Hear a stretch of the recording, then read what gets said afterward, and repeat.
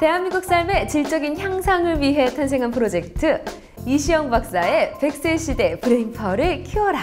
안녕하세요, 엄지혜입니다. 그동안 미처 알지 못했던 이 두뇌 속에 담긴 놀라운 비밀, 뇌과학자 이시영 박사 모시고요. 그 비밀을 하나 두 개씩 파헤쳐 봅니다. 자, 박사님 한 주 잘 보내셨나요? 잘 지냈습니다.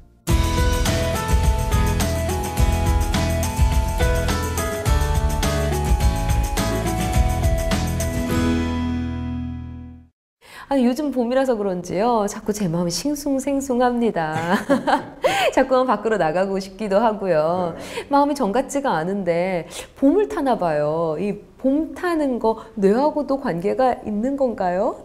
뭐 우선 축하드릴 일입니다. 좀 그래야지 살았다는 이제 기분이 드는 것이죠. 네. 예. 이게 이제 봄이 되면은 이제 햇볕도 많아지니까 우리 몸에 여러 가지 활력 호르몬이 많이 분비가 됩니다. 가령 멜라토닌이라든가 세로토닌이라든가 이런 것은 우리 몸을 참 기분 좋게 어떻게 보면 좀 약간 이제 이 이치라고 그러죠. 좀 간지럽게 만드는 거죠. 몸을 가만히 못 있게.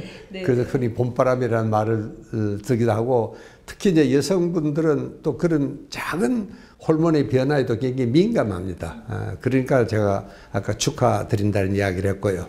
그런 이제 활력 호르몬, 우리 몸을 쾌적하게 하는 호르몬이 봄이 되면 이제 날씨도 풀리고 햇빛이 많아지고 일조량이 많아지면 자연스럽게 그런 활력 호르몬들이 많이 나와서 특히 이제 민감한 여성들을 가만히 못 있게 만들죠. 안 그래도 마음이 좀 붕 뜬 것 같아서 걱정을 했거든요. 근데 이 봄 타는 문제도 역시나 뇌와 관련이 있었네요. 그렇죠. 네. 우리 생활 이 곳곳에 뇌와 관련된 이야기가 정말 많은 것 같다는 생각이 듭니다.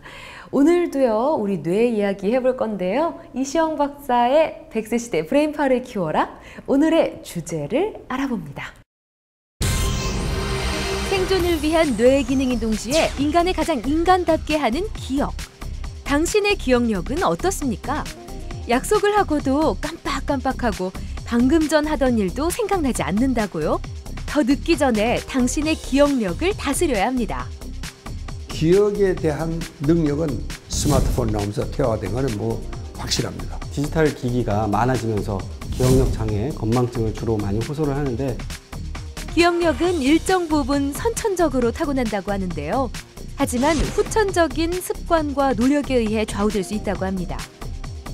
기억력을 강화시키는 방법과 도움이 되는 식습관부터 주부 건망증의 원인과 건망증을 이기는 생활 습관까지. 주부 건망증 환자분들의 대부분은 아주 스트레스가 과도해서 생기는 경우가 많았거든요. 가장 중요한 부분이 유산소 운동입니다. 자꾸 이제 단련, 트레이닝, 뇌 운동입니다. 외국어 습득하는 것도 기억력을 단련시키는 좋은 방법입니다. 삶의 질을 좌우하는 기억. 행복한 삶을 위해 꼭 필요한 기억의 모든 것을 알아봅니다.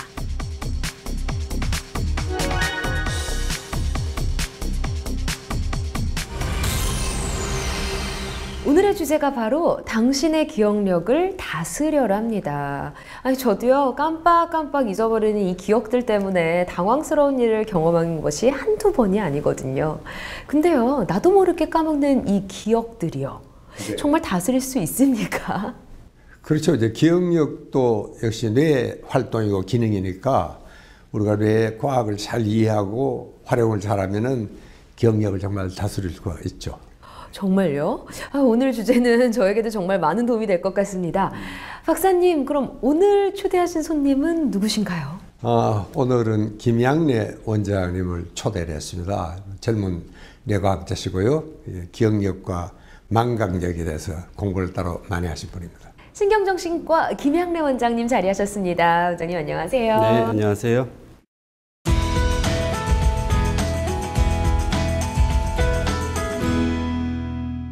본격적으로요, 이 두 분의 기억력 노하우를 좀 알아보려고 하는데요. 원초적인 질문부터 먼저 가겠습니다. 박사님, 이 기억력이라는 것이 뭔가요? 기억을, 우리에게 일어났던 일을 시각적으로나 청각적으로나 이것을 우리 뇌에다가 기억을 하고 그 다음에 이제 저장을 하고 그 다음에 내가 필요할 때 그걸 다시 끄집어내야 됩니다. 그러니 그 3단계가 다 완성이 될 때 기억이 된다. 우리는 그렇게 이야기를 합니다. 그렇다면요, 박사님, 이 뇌 기억을 저장하는 저장 장치가 따로 있는 건가요? 그래요. 이제 학자마다 좀 다른데, 일단은 기억은 이제 해마라는 곳에서 먼저 기억을 합니다. 이게 모든 이제 정보는 해마로 들어가죠. 그럼 그 해마에서, 그래서 우리는 해마를 흔히 단기 기억이다. 그렇게 이야기를 하는데, 그러나 해마가 판단해서, 이건 굉장히 중요한 기억인 것 같다. 이렇게 해마는 들어온 정보나 지식을 다소 선별을 합니다. 그래서 중요하다 싶은 것은 장기 저장 창고에다가 보관을 하게 됩니다. 네. 예. 그래서 그 장기 저장 창고를 어디냐? 우리가 측두엽이라고 대체로 생각하고 있습니다. 그래서 여기서 제일 많은 이제 장기 기억 저장 창고가 있고요. 근데 이제 최근에는 측두엽뿐만 아니고 우리 뇌 전체에 이 소위 이 피질에 이 기억이 저장이 된다. 뭐냐면 수학은 수학을 잘하는 그쪽에 어디에 저장이 되고, 또 말은 또 말을 잘하는 그쪽에 이제 저장이 되고, 이게 기능별로 그룹이 돼서 그리고 뇌 전체에 저장이 된다. 그런 이야기가 있습니다. 예. 기억과 뇌 사이에는 밀접한 관계가 있는데요. 그렇죠. 네. 이걸 설명해 주셨는데요. 그럼 기억에도 종류가 있습니까? 네, 기억에는 여러 가지 종류로 분류를 하는데요. 시간에 따라서는 단기 기억 혹은 뭐 장기 기억, 또 우리가 서술적 기억, 절차 기억이라고 분류를 하는데요. 우리가 대부분 알고 있는 지식이라든지 뭐 사회 통념적으로 얘기하는 기억이 바로 이제 서술적 기억이고요. 우리가 이제 자전거 타는 거라든지 김연아 선수의 스케이팅 기술, 이렇게 이제 의식에 관여하지 않는 그런 기억을 절차 기억이라고도 합니다. 그리고 이제 좀 전에 말씀드렸듯이 어떤 사물의 모양을 기억하고 사람의 얼굴을 기억하고 하는 거를 시각 기억이라고 하고요. 단어라든지 문장이라든지 이런 언어적인 부분을 기억하는 거를 언어 기억이라고 합니다.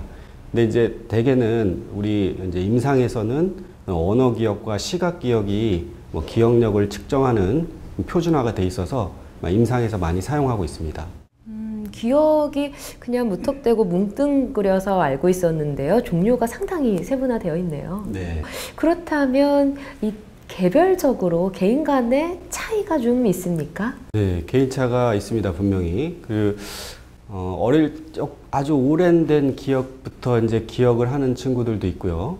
그리고 또 이제 뇌 기능, 뇌 유전적이거나 환경적인 영향에 따라서 기억력의 차이는 분명히 있습니다. 우리가 지능이 뭐 사람마다 다 다른 것처럼 기억력의 차이도 분명히 존재합니다. 방금 전에 원장님께서 말씀해 주셨듯이요. 이 기억력이라는 것은 선천적인 영향이 있다고 합니다. 그래서요, 얼마 전에 국내 연구진이 기억력은 선천적으로 타고난다라는 연구 결과를 발표했다고 하는데요. 어떤 연구였는지 준비해둔 영상 만나보시고 계속해서 이야기 나누겠습니다. 오래전 일을 어제 일처럼 또렷하게 기억하는 사람들이 있죠. 그런 경우 기억력은 선천적으로 타고나는 것처럼 보이는데요. 실제로 기억력은 태어나면서부터 일정 부분 결정된다는 연구 결과가 나왔습니다. 최근 국내 연구진이 뇌 해마 부의 신경망을 정밀 분석했습니다. 실험용 쥐의 뇌 해마 부위 단면을 광학 현미경으로 촬영한 후 3차원 영상 분석 기술로 재현한 결과인데요. 기억과 학습 중추인 해마 내부의 촘촘한 신경망이 실제 모습처럼 생생하게 드러납니다. 녹색으로 표시된 것은 신경세포 사이에 신호가 전달되는 부분인데요. 쥐 2마리를 비교하니 녹색 부분의 숫자에 차이가 납니다. 녹색 부분이 많은 쥐의 신경세포 신호가 활발하게 전달되고 기억력이 좋다는 의미입니다. 녹색 형광물질이 많은 세포 또는 가지라는 것은 신호 전달을 받는 장소가 밀집되어 한 세포에 밀집되어 있거나 하나의 가지에 밀집되어 있다고 볼 수 있지요. 연구팀은 서로 강하게 연결되어 있는 세포들이 대부분 자매세포이고 이들 사이에 신호 전달 세계가 두드러진다는 사실도 알아냈습니다. 자매세포는 다른 세포에 비해 기억력에 더 큰 역할을 하는데요. 이미 배아 상태에서 만들어지기 시작해 해마를 비롯한 뇌의 여러 부위로 이동합니다. 사람의 해마는 임신 20주 안에 발달이 거의 끝나는데 이는 태어나기도 전에 이미 기억력을 가동시킬 준비를 마친다는 의미죠. 결국 자매세포의 연결이 구조적으로 잘 된 경우 그렇지 않은 사람보다 기억력이 좋을 수 있다는 것인데요. 자매세포와 해마가 발달하는 임신 20주까지의 시기가 선천적인 기억력 형성에 중요한 영향을 미친다고 볼 수 있습니다. 태어날 때부터 기억력에 차이가 있다고 하니까요. 저는 뭔가 좀 아쉬운 생각이 좀 듭니다. 원장님, 그러면요. 어린 아이 때부터 기억력이 좋은 아이가 있고 좀 그렇지 못한 아이가 있습니까? 네. 제가 주로 경험한 아이들은 이제 ADHD라고 해서 주의력 결핍 과잉 행동 장애인 아이들이 많이 이제 기억력 장애를 호소하면서 내원을 하는데요. 이제 이시영 박사님께서 말씀하셨듯이 정보를 습득하고 저장했다, 인출하는 과정, 이게 이제 3단계로 이제 기억이 구성이 되는데, 이 정보를 습득하고 저장하고 인출하는 과정 모두에서 가장 중요하게 관련된 인지 기능이라는 게 이제 집중력입니다. 주의력, 집중력. 근데 이제 생물학적으로 이제 신경 전달 물질의 불균형에 의해서 주의력이 떨어져 있는 아이들이 있으면 기억력이 많이 떨어지겠죠. 그래서 이제 병적으로 많이 떨어져 있는 아이들은 치료를 받아야 됩니다. 그리고 어떤 아이들은 또 기억력이 아주 좋은 아이들이 있는데요. 픽처스 메모리라고 해서 기억을 할 때 책을 읽고 책의 내용을 기억하는 게 아니라 책 한 페이지를 전체를 사진처럼 이렇게 기억하는 경우가 있거든요. 네. 그래서 그런 아이들이 시험을 볼 때 이렇게 마치 이제 책장을 넘기면서 이제 답을 찾아가지고 보는 그런 기억력이 아주 뛰어난 아이들이 있죠. 근데 이제 그런 아이들은 수학 문제를 풀 때는 좀 문제가 있겠죠. 네. 자, 선천적으로 기억력이 좋지 않다 하더라도요, 후천적으로 노력으로 기억력이 좋아지는 방법 분명히 존재를 하죠. 네, 기억력을 향상시키는 것은 이제 그 신경 가소성에서 출발을 합니다. 신경 연접을 자꾸 늘리고 가지를 막 치면 그만큼 우리가 자전거를 타는 거라든지 어떤 기술을 배운다라든지 아니면 책을 읽어서 언어 기능을 향상시킨다라든지 이렇게 굉장히 그 기억력이 발달하게 됩니다. 우리가 운동을 많이 하게 되면 그 부분에 근육이 발달하고 커지는 것처럼 우리가 기억력이라든지 이런 부분들도 자꾸 트레이닝을 하면 그 부분의 기억력이 강화되는 거하고 똑같은 이치죠. 그래서 제일 이제 그 튼튼한 신경세포를 만들기 위해서 가장 중요한 부분이 유산소 운동입니다. 이 유산소 운동을 하게 되면 뇌신경세포에 신선한 혈액하고 신선한 산소가 공급되면서 뇌신경세포가 많이 튼튼하게 돼서 신경세포가 사멸하는 그런 시기를 많이 늦출 수가 있죠. 그래서 유산소 운동을 통해서 신경세포를 튼튼하게 한 다음에 두 번째는 자꾸 단련, 트레이닝, 뇌 운동입니다. 그래서 내가 출근할 때 지하철 그 구간을 외워보고 퇴근할 때 한번 다시 맞춰보고 또 출근할 때 본 어떤 선전 문구의 사인이라든지 이런 부분들을 기억했다가 퇴근할 때 한번 다시 맞춰보고 하는 자꾸 뇌를 단련시키고 괴롭히는 트레이닝이 중요합니다. 그렇다고 해서 절대 틀렸다고 해서 실망하지 마시고요. 그런 불안이나 실망감 자체가 또 기억력을 떨어뜨리는 원인이 되니까요. 이제 세 번째는 외국어 습득하는 것도 아주 뇌기능, 기억력을 단련시키는 좋은 방법입니다. 외국어는 언어의 능력은 5세 이전에 크리티컬 피리어드라고 해서 아이들이 이제 언어를 배우는 게 굉장히 빠르잖아요. 근데 이제 어떤 그런 특정 시기가 지나게 되면 그 언어 중추가 닫혀버려서 이제 성인이 돼서 외국어를 배우게 되면 뇌 전체가 자극되고 활성화가 됩니다. 그래서 뇌를 단련시키고 트레이닝 시키는 방법 중에 외국어를 배우는 것도 상당히 중요한 방법이 되겠습니다. 기억력에 도움이 되는 음식들 영상으로 좀 꾸며봤습니다. 노화로 인한 기억력 감퇴는 피할 수 없는데요. 생활과 식습관의 변화로 상당 부분 예방이 가능하다고 합니다. 최근 한 연구를 통해 식습관이 인간의 뇌에 영향을 미친다는 결과가 발표됐습니다. 오스트레일리아 뉴 사우스 웨일즈 대학 연구팀은 실험용 쥐를 두 집단으로 나눈 다음 한 집단에서는 건강식을 섭취시키고 다른 집단에는 설탕과 지방이 많은 음식을 제공했습니다. 인스턴트 음식을 먹은 쥐를 새로운 공간에 두자 적응 속도가 늦었는데요. 건강식을 먹은 쥐도 설탕물을 먹인 후 실험했더니 같은 결과가 나왔습니다. 공간 기억 능력을 담당하는 뇌의 해마가 손상되었기 때문입니다. 이 실험을 통해 인스턴트 음식이 신체 기능뿐만 아니라 기억력 저하를 부른다는 것을 알 수 있는데요. 그렇다면 기억력을 강화하는 영양소에는 어떤 것들이 있을까요? 레시틴은 기억 활동을 담당하는 뇌세포의 성장과 보호에 도움을 주는 물질인데요. 레시틴이 풍부한 달걀과 콩을 많이 섭취하면 기억력에 도움이 된다고 합니다. 또 비타민C는 기억력과 관계된 뇌 속 신경 전달 물질을 생성하는 데 중요한 역할을 한다고요. 비타민C가 많이 함유된 식품으로는 감잎, 키위, 풋고추 등에 있습니다. 단단한 식품을 먹으면 기억을 주관하는 해마를 활성화시켜 기억력에 효과적입니다. 검정콩, 검은깨, 견과류와 뇌 건강 채소로 불리는 양파, 파, 사과 등이 뇌 발달에 도움을 줍니다. 하지만 이처럼 좋은 음식도 과식하면 효과가 줄어든다는 사실. 과식을 하면 대사 과정에서 활성산소가 발생해 오히려 뇌세포를 손상시키기 때문인데요.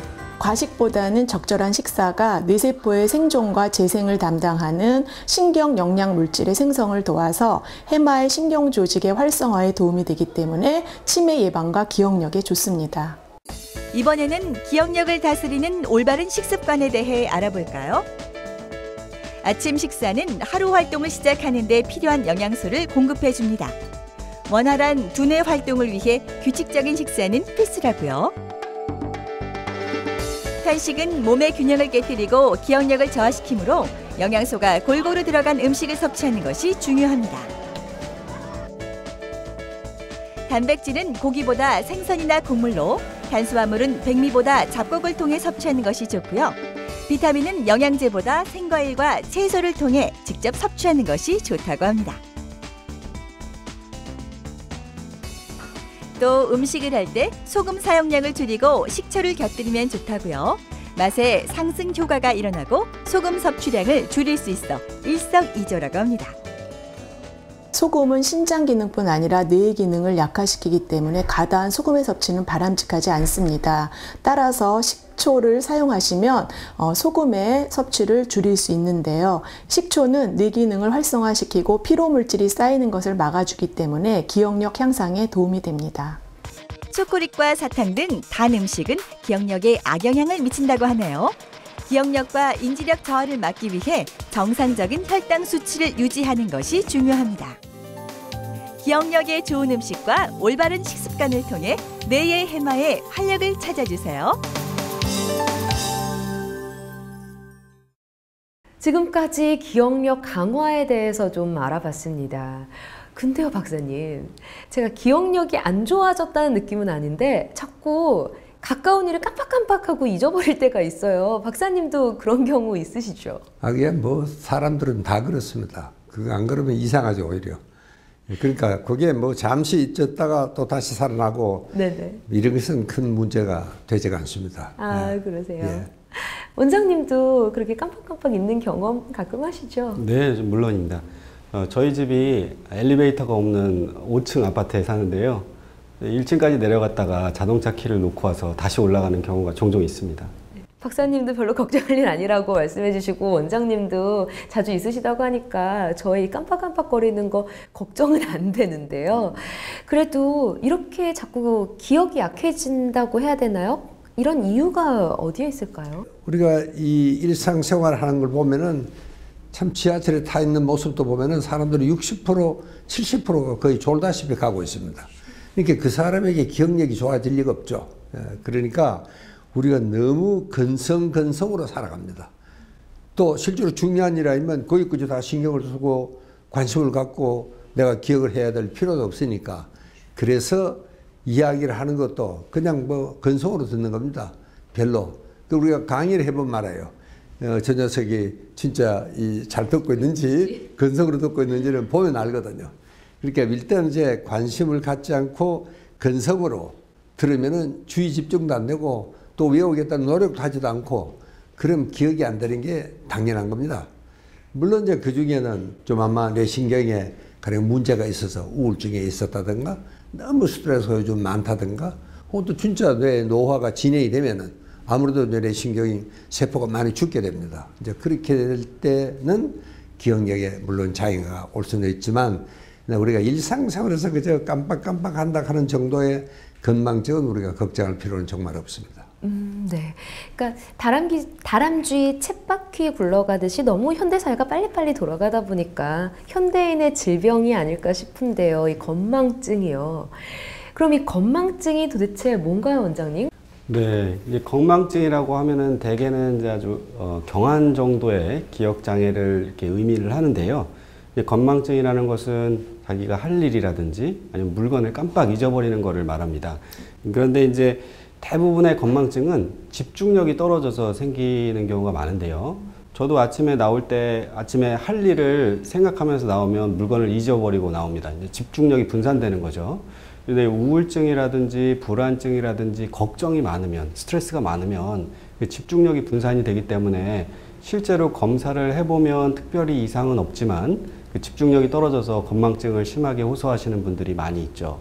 그래서 건망증이 너무나 지나쳐서 병적으로 이게 문제가 된다 안 된다는 이제 요즘에 표준화된 인지기능 평가, 기억력 평가가 있기 때문에 그 검사를 통해서 질병인지 아닌지 분류를 해야 되겠죠.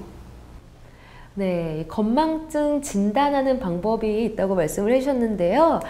안 그래도 저희가 준비를 했습니다. 어느 정도가 적당히 넘어갈 수 있는 상황인지 어느 정도부터 심각한 상황인지 좀 헷갈리잖아요. 그래서 건망증 체크리스트를 좀 준비를 해봤는데요.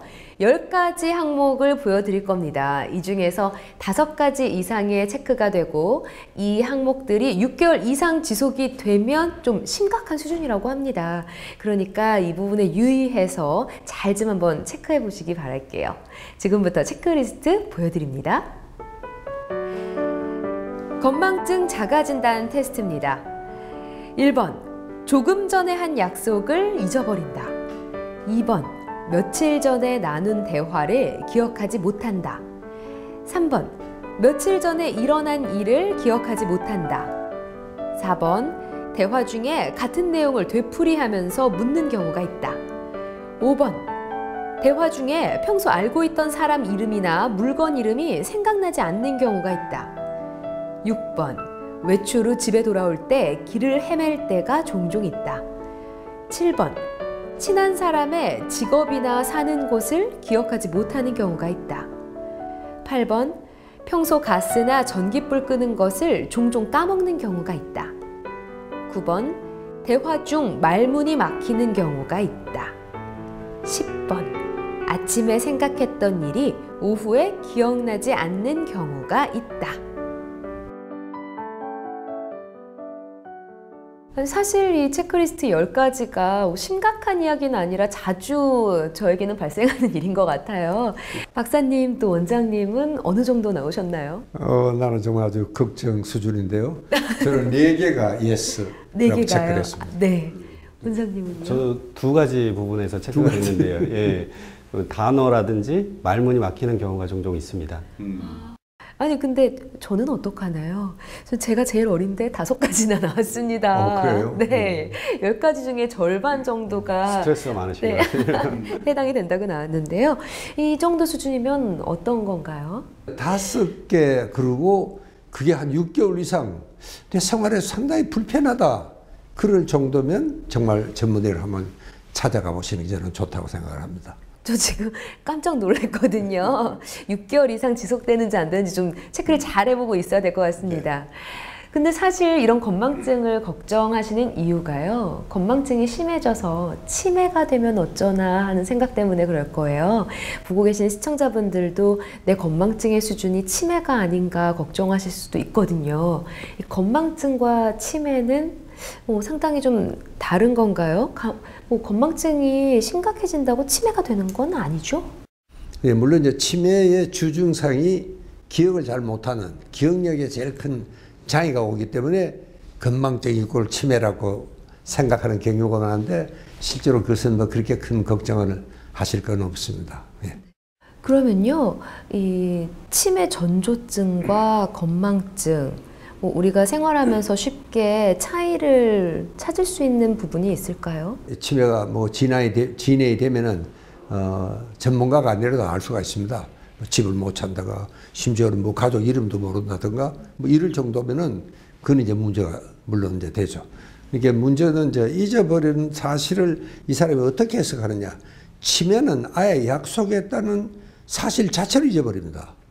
그렇기 때문에 정말 문제가 생기는 것이죠. 그러나 이게 뭐 언제 어디서 어떻게 이거를 깜빡했다는 것은 그건 뭐 치매라 할 수는 없고 이제 건망증이다. 이렇게 진단을 할 수가 있습니다. 건망증 얘기 나오는데 지금 이 계층이 빠져서는 되냐, 언제 얘기 나오냐 궁금해하고 계실 텐데요. 바로 주부건망증 이야기를 좀 해보겠습니다. 사실 뭐 재미있는 우스갯소리도 많잖아요. 전화기인 줄 알고 다리미를 들어서 전화를 받았다. 뭐 리모컨 어디 있는지 몰라서 한참 찾았더니 냉장고 속에 들어가 있었다. 가스불 켜놓고 나와가지고 뭐 불이 났다. 웃지 못할 이 에피소드들이 정말 많이 나오는 게 주부건망증입니다.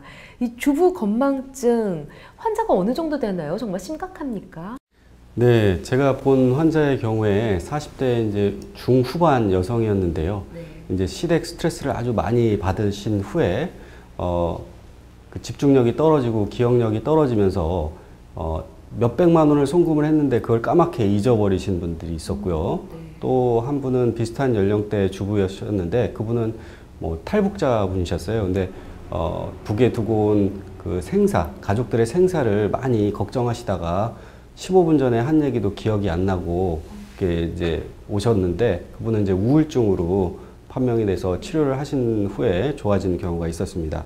그래서 이 주부 우울증들은 남성분들과는 다르게 굉장히 멀티태스킹, 이제 집안일도 하고 아이도 돌봐야 되고 여러 가지 가정 살림도 해야 되고 인지 기능이 많이 필요한 그런 일들을 하시기 때문에 오히려 더 많이 실생활에서 느끼시는 것 같습니다. 이 주부건망증 원인이 어떻게 되나요, 박사님? 글쎄 그거는 뭐 자기한테 달려 있다고 생각을 합니다. 우리가 흔히 너무 좀 기계 같은 생활을 한다. 또 너무 개미 쳇바퀴 도듯이 똑같은 생활을 하니까 굉장히 권태롭다.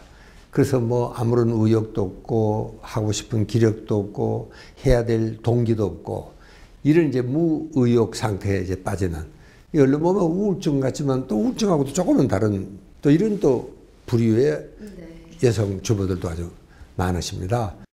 이 주부건망증 얘기가 나와서 말인데요. 제가 항상 궁금하게 생각하던 게 있습니다. 오늘 제 궁금증이 너무 많네요. 그 친구들이나 저희 새언니를 보면 출산을 하고 나서요. 건망증이 심해졌다는 이야기를 하더라고요. 그래서 덜컥 겁이 났습니다. 아이를 낳으면 정말 건망증이 심해지는 건가 싶더라고요. 출산과 건망증 관계가 있나요? 네. 이번 질문은 제가 이제 생물학적으로 좀 말씀을 좀 드리려고 하는데요. 이제 출산을 하게 되면 굉장히 큰 호르몬의 변화가 생기죠. 이제 아이를 임신 기간에 잘 유지했던 호르몬들이 빠져나가고 아이를 이제 수유하기 위해서 호르몬들이 이제 급격하게 변화를 하게 됩니다. 그런 이제 급격한 호르몬의 변화가 뇌 기능에 영향을 줘서 또 뇌 기능이 떨어지면서 기억력 장애를 호소하는 경우도 있고요. 또 출산을 하게 되면 많은 출혈, 또 이제 그런 것 때문에 뇌 산소 공급이 떨어지고 또 마찬가지로 마취를 하는 경우에는 또 그렇게 해서 뇌 기능이 떨어져서 기억력 장애를 호소하시는 분들이 있는데요. 여성은 여러 가지 지금 연구들을 하고 있지만 여성 호르몬의 영향을 많이 받아서 그게 인지 기능에도 영향을 준다라는 그런 연구들이 많이 있습니다. 여성은 남성과 다르게 한 달에 한 번씩도 굉장히 큰 호르몬의 변화를 겪죠. 그 다음에 출산 또 호르몬의 변화를 크게 겪고 또 50대 이후에는 폐경으로 인해서 또 호르몬의 큰 변화를 겪습니다. 또 어떤 연구에서는 해마라는 부위의 기능을 하기 위해서는 해마의 신경들이 여성 호르몬에 의해서 만들어지는 단백질에 의해서 해마가 잘 기능을 한다고 돼 있거든요. 그래서 이 호르몬이 떨어지면서 기억력 장애를 많이 호소하시는 분들이 많죠. 또 MRI 연구에서 50대 이후에 그 해마의 사이즈가 여성에서 남성보다 훨씬 더 크게 줄어든다고 돼 있거든요. 그래서 여성 호르몬과 또 이 기억력 장애와 굉장히 연관성이 많이 되고 있습니다. 네. 이 주부 건망증, 이제 여성 건망증이라고 좀 범위를 확대해서 이야기를 해야 할까요? 여성 건망증은 확실히 호르몬이랑 관계가 있다고 말씀을 해주셨는데요. 그렇다면 이 호르몬이 어떻게 이 기억력과 관계가 있는지, 또 호르몬을 어떻게 관리를 잘 해야만 기억력 증진에 도움이 되는지 좀 자세하게 영상을 좀 준비했습니다. 함께 보시고 이야기 이어갑니다. 깜빡깜빡하는 건망증. 여성들에게 많이 나타나는 증상이죠. 실제 주부들은 건망증 때문에 어떤 고민을 하고 있을까요?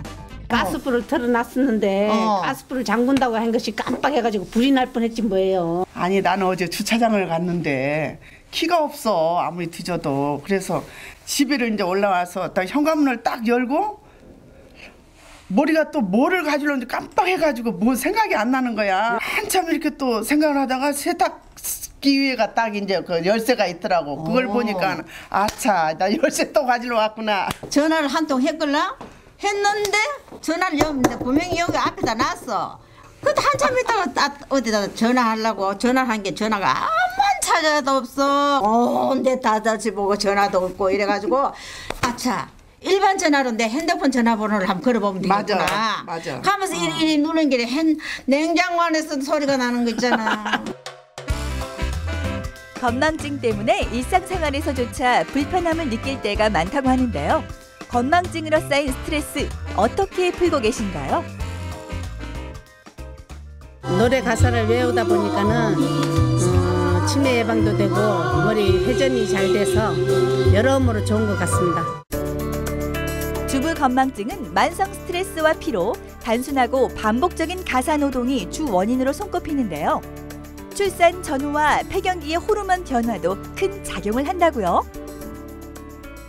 여성 호르몬인 에스트로겐이 뇌소표를 보호해준다는 연구 결과가 있습니다. 에스트로겐은 가임기 여성의 생리주기에 따라 주기적인 변화를 보이게 되고, 임신한 여성은 출산 전에 높은 상태를 유지하다가 출산 후에 다시 낮아지게 되죠. 폐경기에는 에스트로겐이 감소하면서 이에 따른 여러 가지 신체 변화가 생기게 됩니다. 출산 후 일시적인 건망증을 보이기도 하고, 폐경기에는 많은 여성들이 건망증을 호소하는 걸 볼 수가 있는 것은 이러한 이유 때문입니다.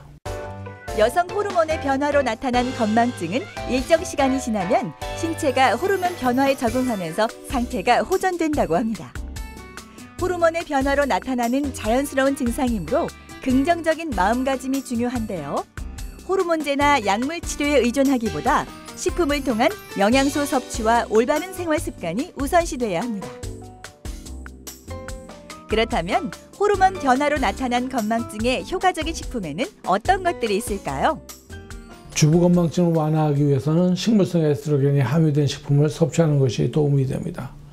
식물성 에스트로겐이 들어있는 대표적 식품으로는 콩이 있는데 그중 대두가 대표적이죠. 최근 오메가 지방산이 풍부한 아마씨가 식물성 에스트로겐이 풍부하고 항산화 효과를 가지고 있어서 주목을 받고 있습니다. 무엇보다 중요한 것은 영양가 있는 식단으로 뇌에서 기억력을 담당하는 전두엽의 기능을 높여주는 것이 좋습니다.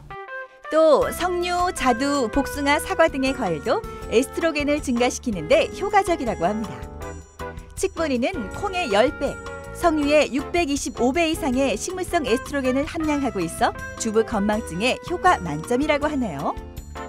블루베리, 오디, 복분자 등은 건망증에 좋은 음식인데요. 이 음식의 풍부한 안토시아닌은 뇌신경세포의 신호 전달을 촉진하고 신경재생을 자극해 기억 향상에 도움을 준다고 합니다. 이번에는 여성 호르몬 분비의 균형 조절을 위한 건강한 생활 습관을 알아볼까요?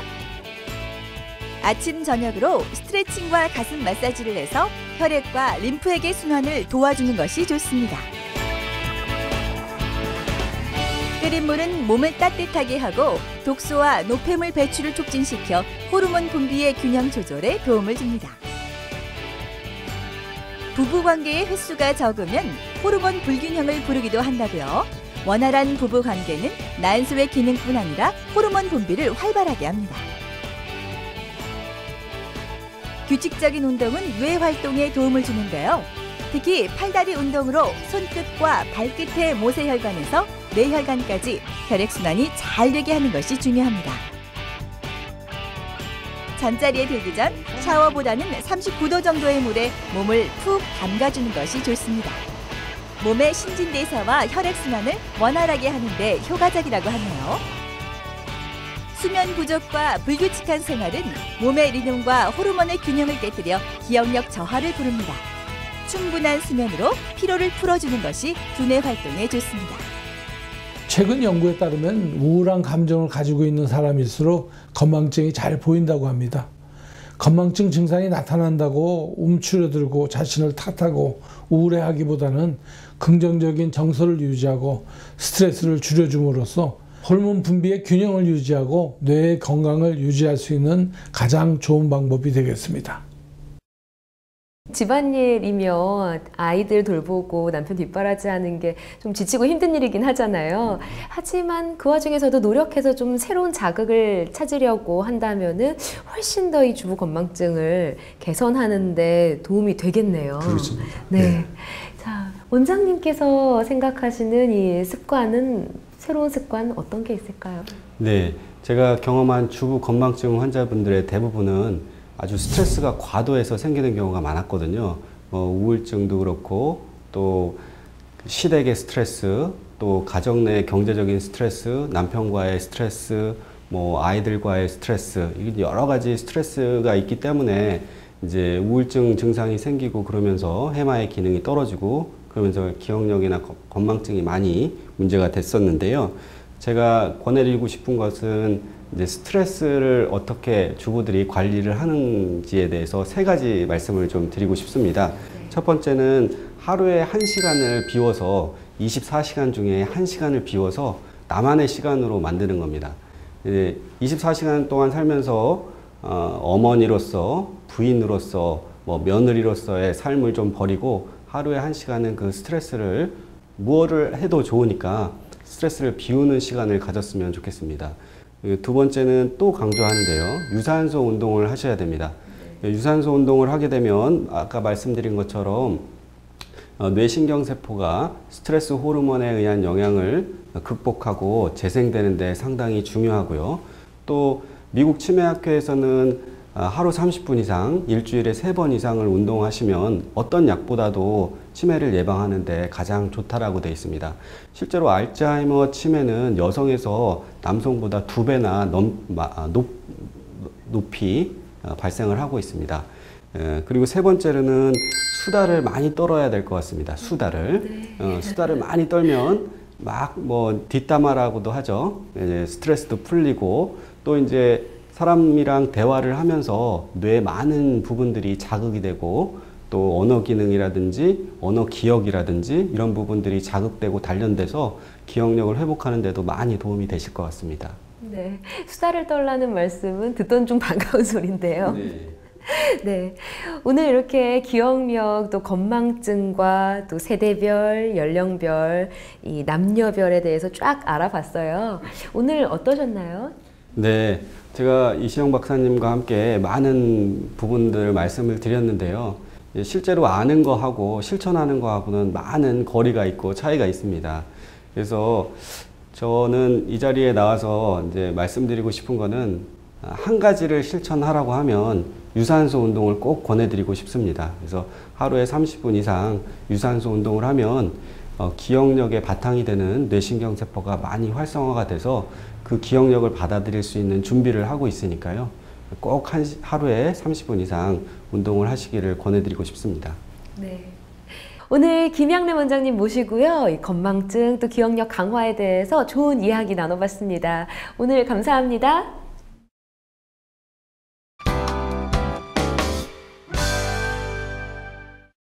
이시영 박사의 100세 시대 브레인파워를 키워라만의 특별한 시간이죠. 브레인 전문가 이시영 박사가 내리는 브레인 특효 처방전 시간입니다.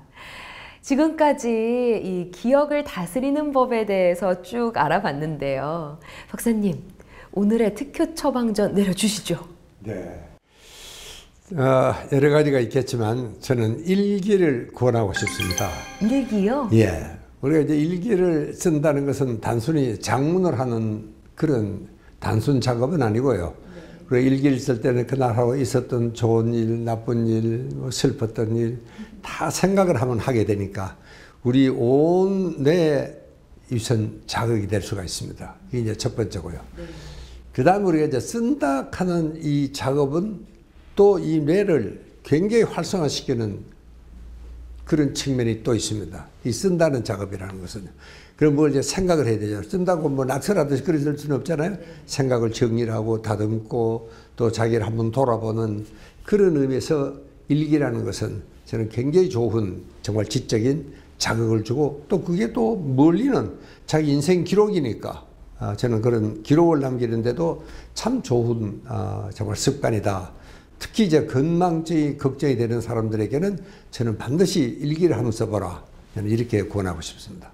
네. 자, 최고의 명약 이시영 박사가 내리는 브레인 특효 처방전이었습니다.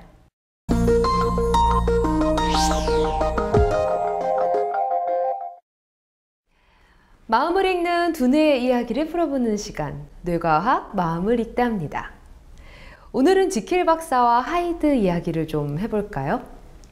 이 소설은요, 마음속에 선과 악을 구분해내는 약을 발명하면서부터 시작합니다. 지킬 박사는 이 약을 먹게 되고요, 자신의 몸속에서 악의 화신인 하이드라는 인물을 만들어내게 되죠. 여기서 주목해야 될 부분은 하나의 몸 안에 두 가지의 인격체가 과연 존재할 수 있느냐는 겁니다. 하이드와 지킬 박사는 행동도 성격도 말투도 완벽하게 다른 두 가지의 인격체이기 때문인 거죠. 자, 어떻게 이런 일이 가능한가 싶겠지만 현실 속에 이런 사람들이 존재를 합니다. 지킬 박사가 먹은 약물을 먹지 않고서도요, 한 몸 안에 여러 명의 인격체를 가진 사람들이 있다는 거죠. 바로 해리성 정체감 장애, 즉 다중인격입니다. 다중인격, 말 그대로 두 개 혹은 그 이상의 인격을 지닌 상태를 말하는데요. 단순하게 한 사람이 여러 가지 면모의 성격을 가지고 있는 것을 말하는 게 아니라 완벽하게 다른 두 개 이상의 인격을 지닌 상태를 말합니다. 이 인격들은 나이, 성별, 성격 등 모든 걸 초월한 완벽한 독립체로 각자 이름까지 있다고 하는데요.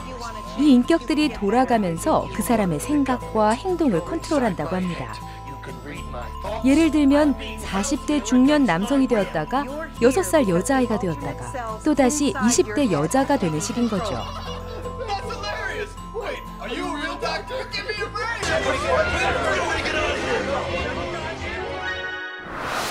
다중인격 환자들은요, 이 인격들 간에 있었던 일들을 전혀 기억하지 못합니다.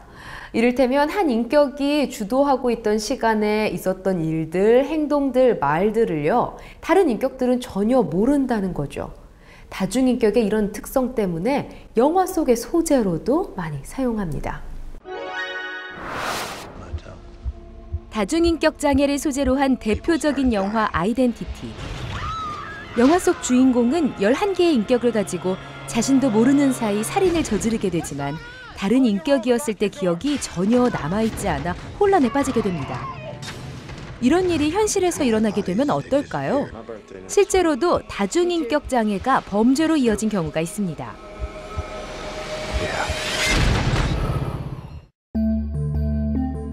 (1978년) 세간의 이목을 집중시킨 남자 빌리 밀리건. 강간죄로 법정에 섰고 죄가 인정됐지만 아이러니하게도 무죄로 풀려났습니다. 그 이유는 그가 무려 24개의 인격을 지닌 다중인격자였기 때문인데요. 당시 정신의학계에 커다란 충격을 안겨주기도 했습니다. 더욱 놀라운 것은 24명의 인격들이 모두 나이, 성별, 생김새, 성격, 학식 등이 전부 다르다는 건데요. 이토록 많은 인격들은 빌리의 정신 세계에서 각자 행동하고 서로 대화도 하면서 인격끼리 사랑에 빠진 적도 있다고 합니다. 인격 간의 기억은 공유되지 않으면서 내 안에 다른 인격의 존재를 자각할 수 있는 걸까요? 빌리 밀리건은 신체 주도권을 잡는 과정을 이렇게 설명했습니다. 바닥에 빛나는 커다란 하얀 자리가 있다. 그 자리에 올라가면 누구든 실제 몸을 통해 행동할 수 있다. 그때 다른 인격들은 잠을 자거나 자기 할 일을 하느라 바쁘고 어둠 속에 있는 자기 침대에 누워있기도 한다.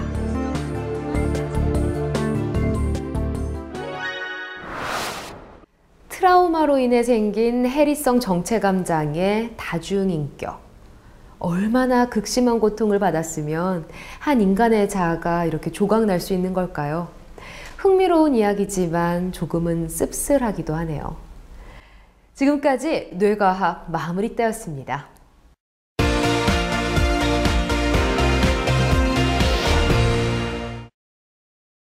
자, 오늘 기억력과 다중인격에 대해서 자세하게 이야기 나눠봤습니다. 저는 정말 도움이 많이 된 시간이었는데요.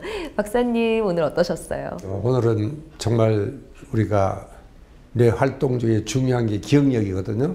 그래서 기억력에 대한 자세한 이야기를 할 수 있어서 참 좋았고, 결국 기억력이라는 것도 우리가 뇌에 새로운 자극, 기분 좋은 자극을 많이 줌으로써 우리 뇌가 기억력은 물론이고 뇌 전반적인 기능이 정말 젊고 건강하게 유지할 수 있는 비결이 되겠습니다. 매주 저는 정말 많은 정보들을 얻어갑니다. 그래서 다음 주에는 또 어떤 이야기를 하게 될지 무척 궁금해지는데요. 다음 주에도 알찬 정보 가지고 찾아오겠습니다. 감사합니다.